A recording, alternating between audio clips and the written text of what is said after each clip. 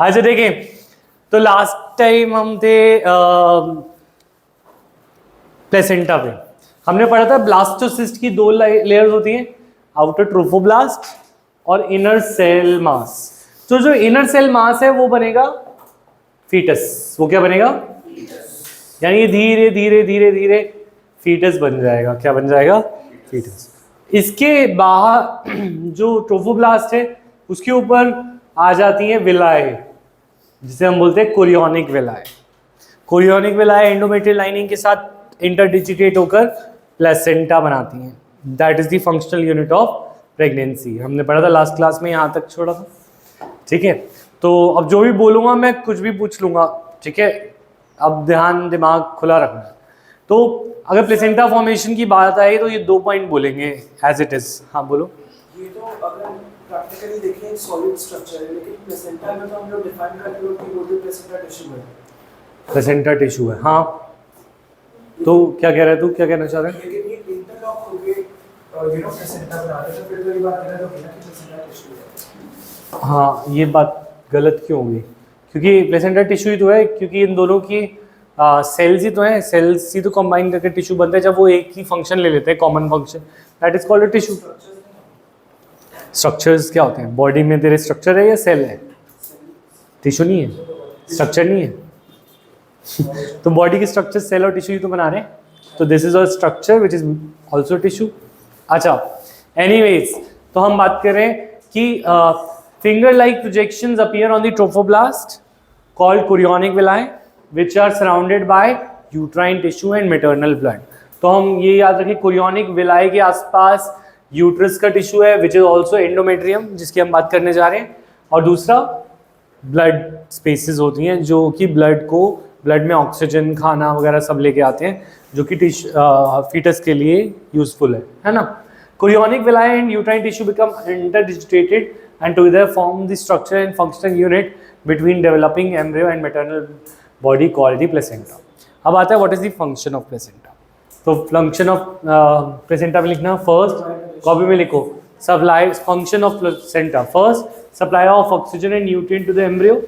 second, removal of carbon dioxide excretory waste produced by the embryo। third, हाँ, तो placenta also act as endocrine tissue। As an endocrine tissue produces several hormones like HCG, HPL, estrogen and progesterone। तो होता क्या है, तुम्हें याद है कि कॉर्पस ल्यूटियम बन गया था। Corpus luteum was secreting which hormone? Progesterone.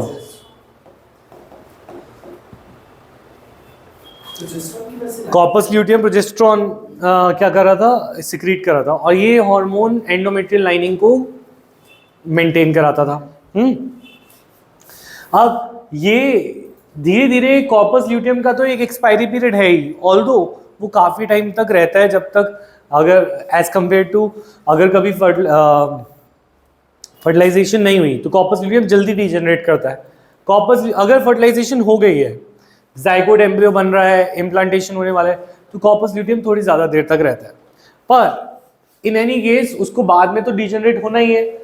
Corpus luteum हमेशा नहीं रह सकता, क्योंकि वो एक मॉर्टल स्ट्रक्चर है। उसके अंदर सेल्स जो हैं वो उनका एक लाइफ स्पैन होगा जो कि कभी ना कभी तो ख़त्म होना ही है। ठीक है, इसके नए सेल्स तो दोबारा बन नहीं सकते, क्योंकि ये तो बना था फॉलिकल से, और फॉलिकल दोबारा नहीं आएगी क्योंकि फर्टिलाइजेशन हो चुकी है, क्योंकि एग जो है फर्टिलाइज हो चुका है। तो point is this, corpus luteum का एक टाइम होगा जब तक वो सर्वाइव करेगा, उसके बाद कॉर्पस ल्यूटियम का फंक्शन किसी और को करना पड़ेगा। कॉर्पस ल्यूटियम का मेन फंक्शन था प्रोजेस्टेरोन रिलीज करना। तो बाद में जब प्लेसेंटा का फॉर्मेशन हो जाता है, प्लेसेंटा प्रोजेस्ट्रोजन रिलीज करना शुरू कर देता है। तो कॉर्पस ल्यूटियम का फंक्शन आफ्टर कॉर्पस ल्यूटियम कौन ले लेता है? प्लेसेंटा। क्लियर है ये पॉइंट? तो इन लेटर फेज ऑफ एक और हार्मोन रिलैक्सिन इज रिलीज। तो कोई बात नहीं, ये ओवरी से रिलीज होता है, पर ये उसका फंक्शन नहीं है तो इस पर नहीं आएगा। तो what are the 3 functions of the placenta? First, supply of oxygen and nutrients to the embryo, removal of CO2 and excretory waste from the embryo. Third, release of hormone as an endocrine tissue. Endocrine tissue की तरह act करता है and ये hormones release करता है। Clear है point? तो अब बात आती है कि इनमें से एक क्वेश्चन और, एक और point what is umbilical cord? Umbilical cord तुम जानते हो कि जो फीटस होता है उसके अंदर अम्बिलिकल कॉर्ड कनेक्टेड होती है, स्टमक में जो हम बोलते हैं स्टमक से कनेक्टेड होती है अम्बिलिकल कॉर्ड फीटस के, और उसको कट करके बाद में उसे टाई कर दिया जाता है, क्योंकि ये फीटस है, ठीक है, फीटस और प्लेसेंटा, फीटस और प्लेसेंटा यहाँ पे है। फीटस और प्लेसेंटा के बीच में एक कनेक्शन होता है, और ये कनेक्शन कौन बनाता है? Umbilical cord. तो अम्बिलिकल कॉर्ड जो है ये प्लेसेंटा से और फीटस के बीच में एक लिंक है। तो जब बेबी का बर्थ होता है तो बर्थ होने के बाद डिलीवरी के बाद इसको कट किया जाता है, कट करके इसको टाई कर दिया जाता है, ठीक है।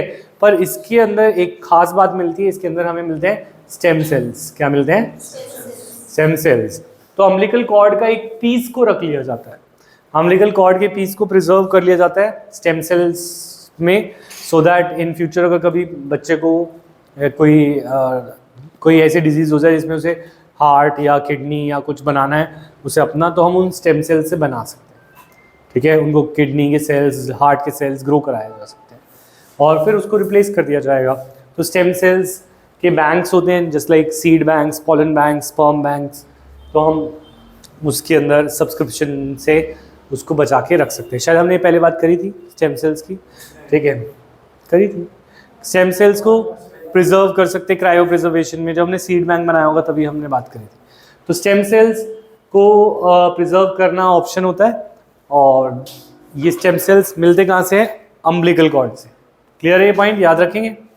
नेक्स्ट, अब क्वेश्चन ये आता है विच हार्मोन्स, लिखो, which hormones are release only during pregnancy. कौन से हार्मोन्स हैं जो सिर्फ प्रेगनेंसी के दौरान ही निकलते हैं, रिलीज होते हैं? वो कौन कौन से हैं? HCG, HPL and relaxin. HCG, HPL, ये लिखा, इसको बस अंडरलाइन कर लो। HCG, HPL and relaxin are release only during pregnancy. बाकी ईस्ट्रोजन, प्रोजेस्टेरॉन, ये सारे जो है ये तो पहले भी निकल रहे थे। अच्छा, ऐसा कौन सा हार्मोन है that produced by ovary and release only during pregnancy? That is relaxin, ठीक है। ओवरी से प्रोड्यूस होने वाला ऐसा हार्मोन जो सिर्फ प्रेगनेंसी में निकलता है, दैट इज रिलैक्सिन। रिलैक्सिन जो है मसल डेवलपमेंट और वो उसके आसपास उसमें हेल्प करता है, जैसे कि यूट्रस के अंदर जो डेवलपमेंट हो रहा है उसके अंदर हेल्प करता है। मतलब जब जेस्टेशन होगा तो फीटस का साइज भी बढ़ेगा, उस टाइम पे इसको हार्मोन्स की हेल्प से डेवलपमेंट ऑफ द फीटस अंदर चलेगा, ठीक है। Increase production of these hormone is essential for, जैसे मैंने बोला, फीटल ग्रोथ। इन सबका फंक्शन क्या है? फीटस की ग्रोथ कराना। और जो वुमेन में चेंजेस हो रहे हैं, मदर में चेंजेस हो रहे हैं मेटाबॉलिज्म के, कि उस टाइम पे भूख ज़्यादा लगना या ये चीज़ होना, वो सारी बॉडी के जो केमिकल चेंजेस हैं, मेटाबॉलिक चेंजेस हैं, वो सब इन्हीं हार्मोन की वजह से हो रहा है, क्योंकि hormone controls all the changes, ठीक है। और मेंटेनेंस ऑफ प्रेगनेंसी भी इनका फंक्शन है। कोई हमसे पूछ ले इनका क्या फंक्शन है इन तीन हार्मोन का, तो हम बोलेंगे fetal growth and metabolic changes in the mother and maintenance of the pregnancy, ठीक है। Immediately after implantation, inner cell differentiates into an outer layer called ectoderm। तो जैसे implantation हो जाता है तो जो inner cell mass है उसका एक outer layer बन जाती है जिसे बोलते हैं ectoderm। उसके थोड़े टाइम बाद एक और लेयर आ जाती है known as mesoderm। और तुम्हें शायद वो याद हो चैप्टर एनिमल किंगडम, और उसमें हमने बोला था कि 3 जर्मिनल लेयर्स होती हैं, एक्टोडर्म, मेसोडर्म एंड एंडोडर्म। इसीलिए वी आर डिप्लोब्लास्टिक या ट्रिप्लोब्लास्टिक? वी आर ट्रिप्लोब्लास्टिक, जिसमें 3 लेयर्स होती हैं, और इन 3 लेयर से अलग अलग टिश्यूज बनते हैं। जैसे heart and lungs are form from mesoderm, most of the internal organs mesoderm से बनते हैं, और जो स्किन है ये एक्टोडर्म से बनती है, ठीक है। तो ये इन सब का अपना अपना फंक्शन है कि ये क्या क्या ऑर्गन्स डेवलप करते हैं। एक्टोडर्म, मेसोडर्म, एंडोडर्म से सारे ऑर्गन्स ऑफ द बॉडी बनेंगे, सारे टिश्यूज बनेंगे। क्लियर है ये पॉइंट? हाँ हर्ष, क्लियर है? ठीक है। 3 layers can give rise to all tissues in the adults. It needs to be mentioned here that inner cell mass contains certain cells called stem cells which have potency to give rise to all tissues and cells. To define stem cells, कैसे वो collect किए जाते हैं? From umbilical cord, ठीक है। तो ये important है, स्टेम सेल्स क्या होते हैं और उनका क्या फंक्शन है। Totipotency is the property of and हाँ टेक्नोलॉजी है। टेक्नोलॉजी तो इतनी है कि हम एक सृष्टि और यहाँ पे ला सकते हैं, सही में क्लोन्स तो कर ही सकते हैं। तो एक और सृष्टि यहाँ पे आएगी, एक और फ़ोन पे लग जाएगी, घूमेगी फिरेगी, और फिर हमें एक ही काफ़ी है, ठीक है।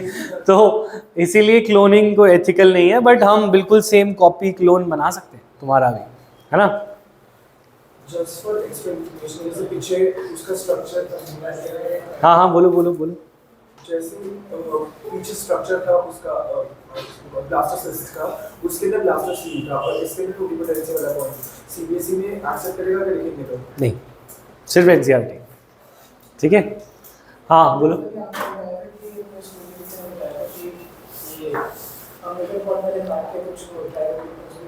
क्या करते हैं?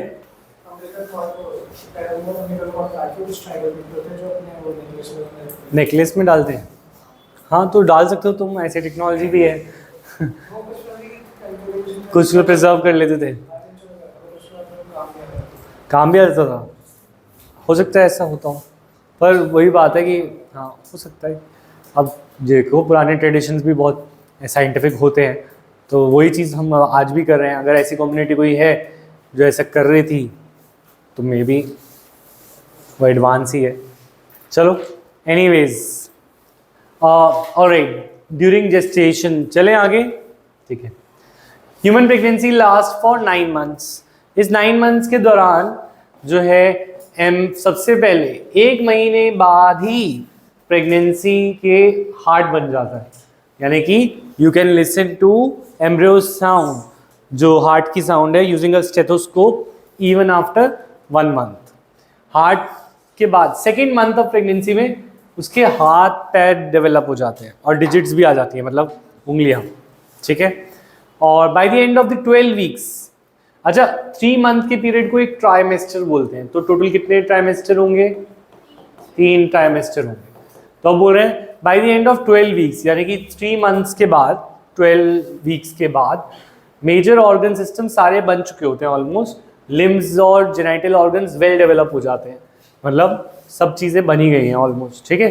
तो इस प्रोसेस में 3 महीने के बाद सबसे पहले हेयर हेड पे दिखाई देते हैं और 5th मंथ में दिखाई देते हैं, ठीक है।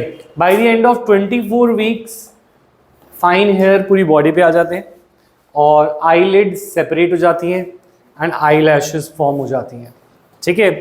And by the end of the 9 month fetus is fully developed and ready to be delivered, ठीक है। तो पार्चुरेशन उसी प्रोसेस को बोलते हैं जिसमें हम डिलीवरी का प्रोसेस को हम पार्चुरेशन बोलते हैं टेक्निकल टर्म्स में, है ना। तो average duration of human pregnancy is 9 month and इस पीरियड को जेस्टेशन पीरियड बोलते हैं। जो भी हमने ऊपर पढ़ा वो सारा जेस्टेशन पीरियड में था कि कौन से इवेंट कौन से समय पे होते हैं, वो तुम्हें लिखना भी है होमवर्क में, बोलूँगा नहीं, तुम्हें याद रखना है, ठीक है। तो नेक्स्ट होमवर्क है कि what are the events that take place during gestation. उसका तुम्हें पॉइंट्स लिखने हैं, 3 मंथ्स में क्या, 4 मंथ्स में क्या। The average duration of human pregnancy is 9 months. Vigorous contraction of the uterus at the end of the pregnancy causes expulsion. तुम्हें याद हुआ हमने बोला था यूट्रस में एक लेयर है मायोमेट्रियम, कौन सी? मायोमेट्रियम में मसल्स थी। मसल्स का काम ये था कि जब डेवलपमेंट हो जाए तो कॉन्ट्रैक्शन स्टार्ट करे, और कॉन्ट्रैक्शन से ही वो जो बेबी है that will be expelled out of the uterus. तो ये डिलीवरी और चाइल्ड बर्थ को हम बोलते हैं पार्चुरेशन। अच्छा, parturition is induced by neuroendocrine mechanism. Neuroendocrine mechanism माने ये एक तो नर्व से कंट्रोल होता है, दूसरा हार्मोन से। एंडोक्राइन होता है हार्मोन्स और न्यूरो मीन्स नर्व्स, तो नर्व्स और हार्मोन्स दोनों कंट्रोल करती हैं इस मैकेनिज्म को। इस प्रोसेस में पार्चुरेशन का जो सिग्नल है वो फीटस से डेवलप होगा। किससे स्टार्ट होगा? फीटस से। फीटस से जैसे ही स्टार्ट होगा क्या? पहला सिग्नल कि फीटस डेवलप हो गया है, पार्चुरेशन के लिए रेडी है, ये आएगा फीटस से। और जैसे फीटस से ये सिग्नल आएगा, ये मैटरनल की पिट्यूटरी तक पहुंचता है ये सिग्नल। यानी कि नर्व्स के थ्रू ब्रेन तक पहुंचता है। ब्रेन में के पीछे एक पिट्यूटरी ग्लैंड है और पिट्यूटरी ग्लैंड से रिलीज होता है ऑक्सीटोसिन। क्या रिलीज होता है? फिर से समझो, हम ये पार्चुरेशन का मैकेनिज्म अगर आया तो दोबारा शुरू करते हैं। The signal for the delivery या parturition begins from the foetus. किससे स्टार्ट होता है?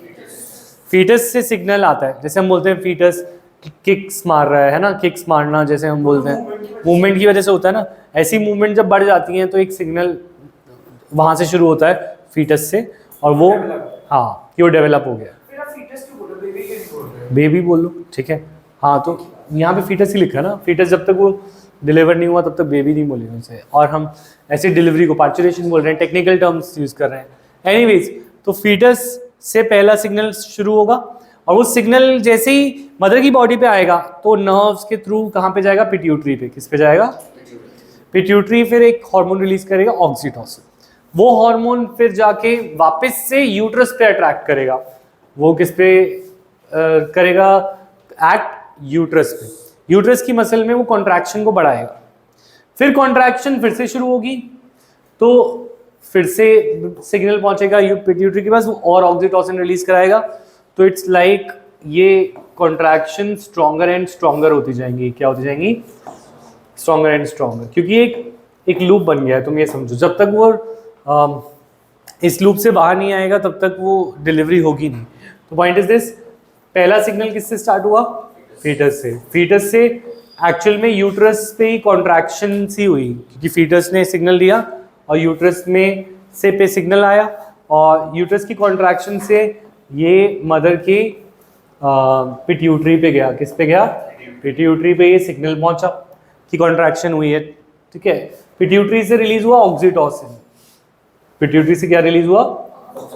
ऑक्सीटोसिन। ऑक्सीटोसिन कराता है यूट्रस का कॉन्ट्रैक्शन, ठीक है। यूट्रस की कॉन्ट्रैक्शन से फिर से सिग्नल आता है पिट्यूटरी पे, फिर से ऑक्सीटोसिन रिलीज होता है।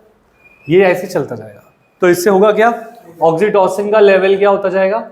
बढ़ता जाएगा। हर एक कॉन्ट्रैक्शन पे ऑक्सीटोसिन का लेवल क्या होता जाएगा? इंक्रीज। इससे जो कॉन्ट्रैक्शन है वो स्ट्रॉन्गर स्ट्रॉन्गर स्ट्रॉन्गर होती जाएंगी, और एक पॉइंट आएगा जिसमें foetus will then be released out of the uterus, यानी कि पार्चुरेशन हो जाएगा।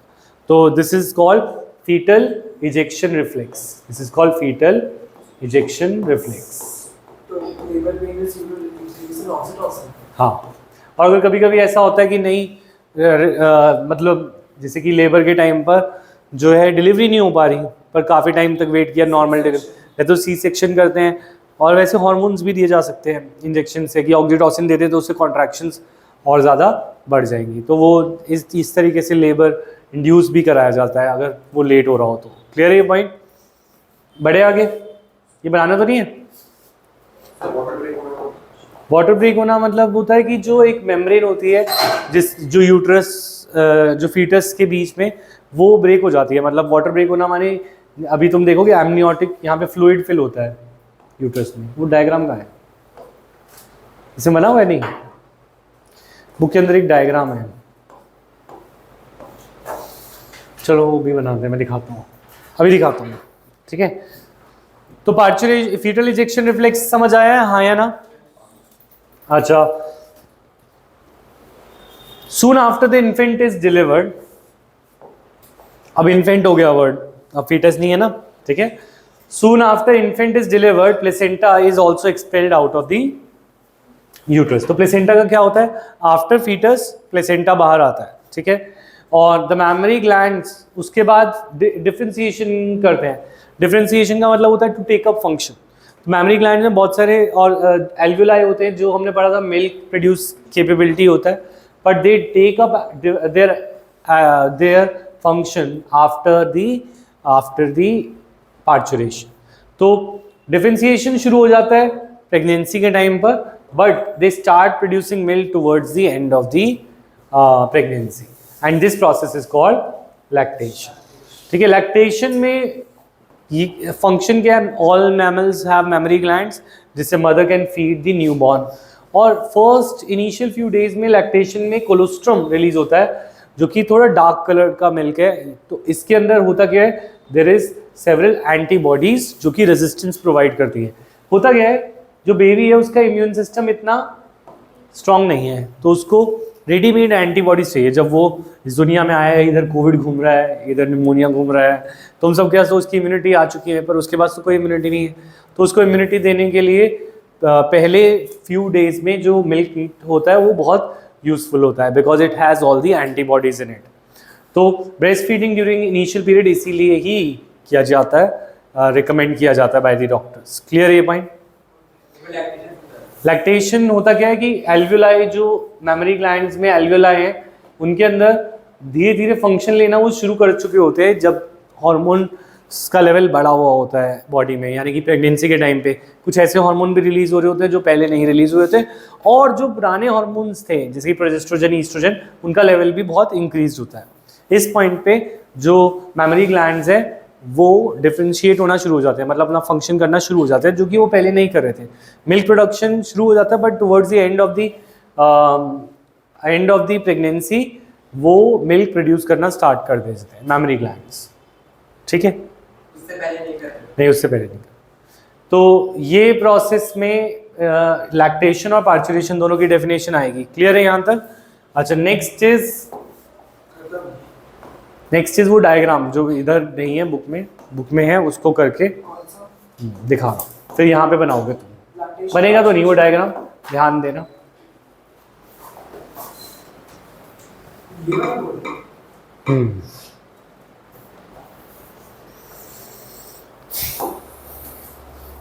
ऑलराइट,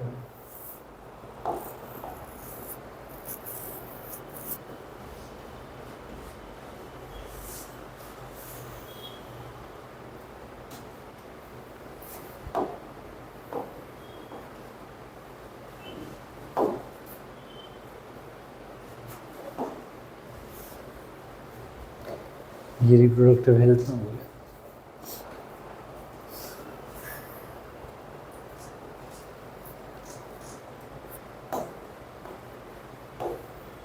ऑलराइट, तो वाटर ब्रेक होना का मतलब है कि जो फ्लूइड्स हैं जिसमें फीटस है, वो जो कवरिंग है वो ब्रेक हो जाती है। तो हाँ, जैसे एम्ब्रियो है, जैसे एम्ब्रियो जब ये इम्प्लांट हो गया है तो अब ये ऑलमोस्ट ऑल दी स्पेस ले रखा है इसने, तो यहाँ पे सारा फ्लूइड फिल होता है। तो पहले ये ब्रेक होगा तभी एम्ब्रियो जो है वो बाहर आएगा, तो इसे बोलते हैं ब्रेक, वाटर ब्रेक होना। ठीक है, तो ये डिलीवरी के जस्ट पहले ही होता है।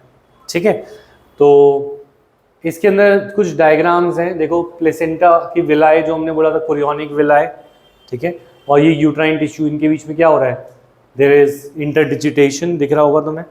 ठीक है, योग सैक है, अगेन नरिशमेंट में हेल्प करता है ये योग सैक, और इसके अंदर कुछ वो भी होते हैं, मतलब जैसे हमने बोला एमनियोटिक फ्लूइड होता है। एमनियोटिक फ्लूइड क्या होता है, जो ऐसा फ्लूइड जिसके अंदर ना फीटस के सेल्स मिलते हैं, और फीटस के जो सेल्स मिलते हैं इसको एमनियोटिक फ्लूइड, इसको निकाल कर इवन ड्यूरिंग प्रेगनेंसी इसको निकाल कर टेस्ट किया जाता है, जिसे बोलते हैं सेक्स डिटर्मिनेशन टेस्ट, कि वो मेल है या फीमेल है, जिसको बैन किया गया है। ठीक है, क्योंकि इसमें एमनियोटिक फ्लूइड में सेल्स ऑफ फीटस भी होते हैं। तो सेल्स ऑफ फीटस से क्या आइडिया लगता है कि उसका अगर डीएनए टेस्टिंग करते हैं तो कंफर्म होता है कि वो बॉय है या वो गर्ल है। एमनियोटिक फ्लूइड यहीं पे प्रेजेंट होता है मोस्ट प्रोबेबली योग सैक के पास। हाँ, वैसे डिजीज़ के लिए चेक किया जाता है, पर उसका मिसयूज़ होता है, वो हम आगे वाले चैप्टर में पढ़ेंगे। ठीक है, डिजीज़ यानी जेनेटिक डिजीज़ भी, उसका पर्पस एक्चुअल में ये नहीं था कि मेल फीमेल चेक करना, बट वो तो हमारे देश में उसका मिसयूज़ होने लगा। पर पॉइंट इज़ दिस कि उसका मेन पर्पस ये था कि जो भी डिजीज़ हो, जेनेटिक डिजीज़ हो, उसका पहले से पता चल जाए तो हम उसके लिए पहले से हेल्प कर सके, क्योंकि बायोटेक्नोलॉजी से वो क्योर भी करी जा सकती है जेनेटिक डिजीज़, अगर वो पहले इन हैंड हमें पता हो तो। ठीक है, तो इसमें cavity of the uterus, yolk sac, embryo, और ये डायग्राम बना लो, वैसे इजी है, जल्दी से बना लो, छोटा सा ऐसे रफ बना लो, आइडेंटिफाई करना आएगा इसलिए कह रहा हूँ। अम्बिलिकल कॉर्ड ऐसे रफ बना लो। ये वाला, हाँ ये फ्लूइड है, यही होगा एमनियोटिक फ्लूइड। तो ये निकालेंगे कैसे? निकालेंगे तो एक्चुअल में वो इधर से भी तो बाहर आता है अम्बिलिकल कॉर्ड से, तो किसी कोई ना कोई मेथड होगा जिससे वो निकालते हैं विदाउट पंक्चरिंग इट।